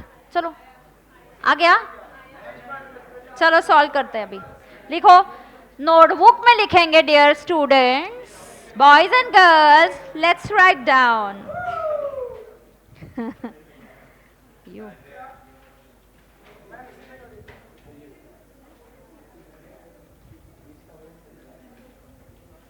चलो क्वेश्चन नंबर कौन सा है? 11। नाम कंप्यूटेशन ऑफ, ये मुझे डिस्टर्ब मत करो, फटाफट करो। चलो कंप्यूटेशन ऑफ, हाँ क्यों आना, you shouldn't feel shy, come on, come and take. आया ना सही, तो you should be happy and come and take, you shouldn't feel shy. तुझे मेलोडी चाहिए कि अल्पेनलिबे लेगा? वो देख बोल भी नहीं रहा है।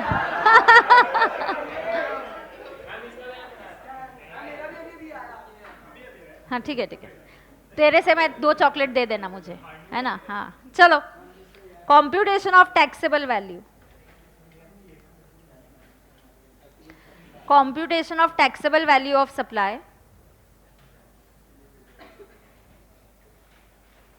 स्टार्ट. पहला क्वेश्चन में दिया है list price of the goods.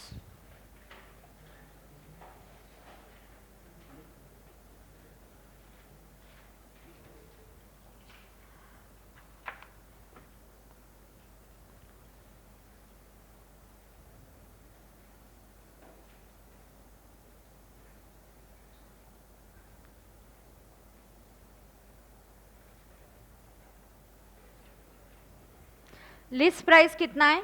50,000.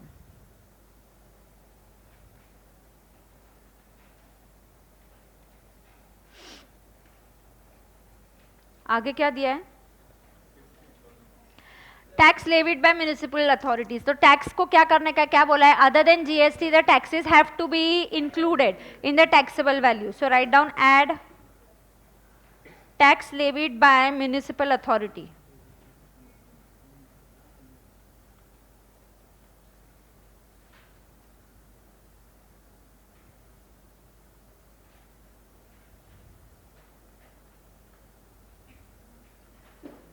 कितना टैक्स है? 5,000. आगे आगे packing charges included in the, packing charges not included in the price about. जो 50,000 है उसमें इंक्लूडेड नहीं है. नहीं है, अकाउंटेंट तुमने क्या किया? इंक्लूड नहीं किया. अच्छा, फिर हम देखते हैं 15(2) के बारे में. सोचो सोचो सोचो. Packing charges should be included. तो अब हमें इंक्लूड करने, मतलब हम इसको ऐड करेंगे, बरोबर ना? हाँ, add packing charges.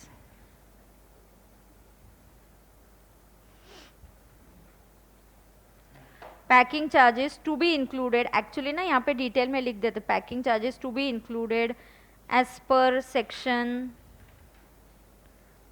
15(2) of CGST act. इधर भी लिख सकते हैं, म्युनिसिपल के यहाँ पे भी आगे अंडर सेक्शन 15(2). अच्छे मार्क्स मिलेंगे. सिंपल 3 तो सब सेक्शन याद रखने का है आपको, है ना? पैकिंग चार्जेस कितना ऐड करने का है? 1,000. उसके बाद नीचे वाला पार्ट पढ़ो. Black and white private limited receive 2,000 as subsidy. Now ये सेंटेंस मैं आपको एक बता देती हूँ, सुनो. यहाँ पे कंफ्यूजन होता है स्टूडेंट्स का. हाँ, ये एक्सीडेंट स्पॉट है, लेकिन इंस्टीट्यूट क्या क्वेश्चन पढ़ने के बाद हमने क्या समझना चाहिए वो समझ के लो. Taxable black and white limited receive 2,000 as subsidy. NGO का सब्सिडी है, तो the price of 50,000 of the goods is after considering the subsidy. now सुनो, आपको पता है कि आपको 2,000 की सब्सिडी मिलने वाली है, तो एक्चुअली आपके गुड्स का प्राइस होगा 52,000. और जो 50,000 price is there, it is after considering the subsidy. तुमको पता है कि 2,000 तुमको एनजीओ देने वाला है, तो कस्टमर को तुमने कितना मांगना चाहिए? 50,000. ओके, सो ये मीनिंग होता है इसका कि ये price is after the subsidy. मतलब ऐसा है, ये सब्सिडी एनजीओ दे रही है, तो should this be included? Yes. So I will have to add subsidy given by the NGO 2,000. Subsidy ने मुझे कस्टमर 50,000 देगा और एनजीओ कितना देगा? 2,000. तो ये सब्सिडी जो एनजीओ दे रहा है, non government organisation, should be included. इसलिए इसको ऐड करने का. समझा क्या? हाँ. So add subsidy received. क्या हुआ? डाउट है तो पूछो. माइनस नहीं होगा, ऑलरेडी वो प्राइस दिया है कि इसका 2,000 सब्सिडी का प्राइस हमने कंसिडर करके ही फिर प्राइस डिसाइड किया है. मतलब ओरिजिनली आपके प्रोडक्ट का प्राइस होगा 52. आपको पता है 2,000 मिलने वाले, इसलिए कस्टमर से तुमको बोला गया है 2,000 कम लो, इसलिए तुम्हारा प्राइस 50,000 है कस्टमर के लिए. समझा क्या? इसलिए तुम्हारा प्राइस कितना है कस्टमर के लिए? 50,000 है. समझा? Subsidy received from non-government body should be included. तो कितना आएगा वो? 15 should be included under section 15(2). तो इंक्लूड कर दो. आगे क्या दिया है? Black and white offers 2% discount on the list price which is recorded in the invoice. Is it recorded in the invoice? Yes. जो recorded होता है उसको minus करते हैं. अब याद रहे ये 2% discount on list price है students, और नहीं भी दिया होता ना, 2% डिस्काउंट ऑन लिस्ट प्राइस नहीं भी दिया होता तब भी आपको 2% डिस्काउंट 50,000 पे ही लेना है. कभी भी आपको डिस्काउंट पैकिंग और ट्रांसपोर्टेशन इन चार्जेस से नहीं मिलता है, डिस्काउंट गुड्स की प्राइस से मिलता है. हमेशा 2% जो भी डिस्काउंट दिया जाएगा वो गुड्स की वैल्यू से माइनस करना है. इधर तो दिया है कि लिस्ट प्राइस है तो लेस 2% डिस्काउंट, सो 2% ऑन 50,000. अच्छा इसको प्लीज ब्रैकेट कर दो. I don't want a mistake to be happening here. Add करते जाओगे मुझे नहीं चलेगा, गलती मत करो, सिली मिस्टेक्स नहीं करना है. तो value of taxable supply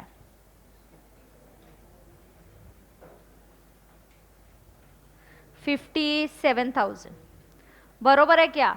value of taxable supply कितना है? 57,000. समझा? फिर नोट लिखेंगे. Note ready? आ गए सबको? अपनी अपनी गलती समझ में आ गई? या अपनी अपनी गलती नहीं समझी है तो मुझसे डाउट पूछ सकते हो आप लोग.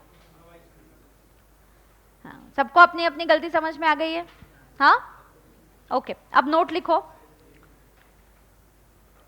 Discount of 1,000 rupees, discount of 1,000 rupees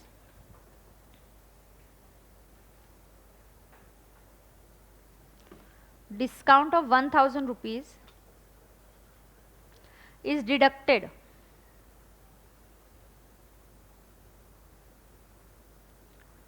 discount of 1,000 rupees is deducted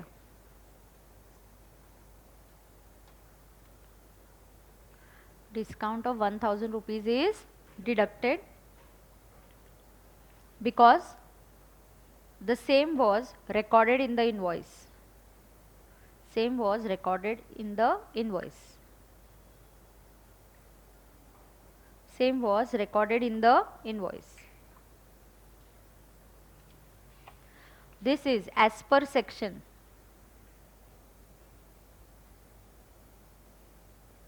This is as per section